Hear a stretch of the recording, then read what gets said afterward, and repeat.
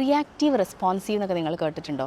പലപ്പോഴും പറയാറുണ്ട് നമ്മൾ റിയാക്ട് ചെയ്യാൻ പാടില്ല, പകരം റെസ്പോണ്ട് ചെയ്യണം എന്നൊക്കെ. എന്താണ് ഈ റിയാക്റ്റീവും റെസ്പോൺസീവും? നമുക്കിഷ്ടപ്പെടാത്ത എന്തെങ്കിലും ഒരു കാര്യം നടക്കുമ്പോൾ പലപ്പോഴും നമ്മൾ റിയാക്ട് ചെയ്യാറാണ് പതിവ്.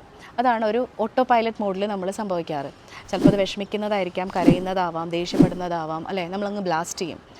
പക്ഷേ റെസ്പോൺസീവ് ആയിട്ടുള്ള ഒരാൾ അങ്ങനെ ഒരു കാര്യം സംഭവിക്കുമ്പോൾ കുറച്ച് നേരം ഒന്ന് പോസ് ചെയ്ത് എന്താണ് അവിടെ അയാൾ എന്നോട് ചെയ്തത്, അയാൾ എന്തുകൊണ്ട് ഇങ്ങനെ ചെയ്തു, അതെനിക്കുണ്ടാക്കിയ ഫീലിംഗ് എന്താണ്. Example, I M feeling so sad, എനിക്ക് ഭയങ്കര വിഷമം ഉണ്ടാകുന്നുണ്ട്, അത് ഓർത്തിട്ട് അതൊക്കെ ഒന്ന് നന്നായിട്ടൊന്ന് ഫീൽ ചെയ്യുക. ഓക്കെ, ജസ്റ്റ് ഫീൽ ഇറ്റ്, അതിനൊന്ന് അനലൈസ് ചെയ്യാം.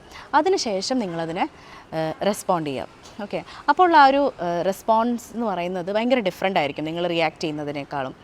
അപ്പോൾ ആക്ച്വലി മറ്റൊരാൾക്ക് നിങ്ങളിലൊരു ഫീലിങ്സ് ട്രിഗർ ചെയ്യാൻ പറ്റും, പക്ഷേ നിങ്ങൾ റിയാക്ട് ചെയ്യുമ്പം അവരുടെ കൺട്രോളിലാണ് ആക്ച്വലി നിങ്ങൾ റിയാക്ട് ചെയ്യുന്നത്. പക്ഷേ നിങ്ങൾ റെസ്പോണ്ട് ചെയ്യുമ്പം യു ഓൺ യുവർ റെസ്പോൺസ്. നിങ്ങൾക്ക് തന്നെയാണ് അതിൽ, നിങ്ങൾക്കൊരു കൺട്രോൾ ഉണ്ടാവും എന്താണ് നിങ്ങൾ പറയുന്നത്, ചെയ്യുന്നത് എന്നൊക്കെ ഉള്ളതിൽ. അപ്പോൾ റെസ്പോൺസീവ് ആയിരിക്കുമ്പോൾ എങ്ങനെയായിരിക്കും? They trigger a feeling but they can't control how you behave.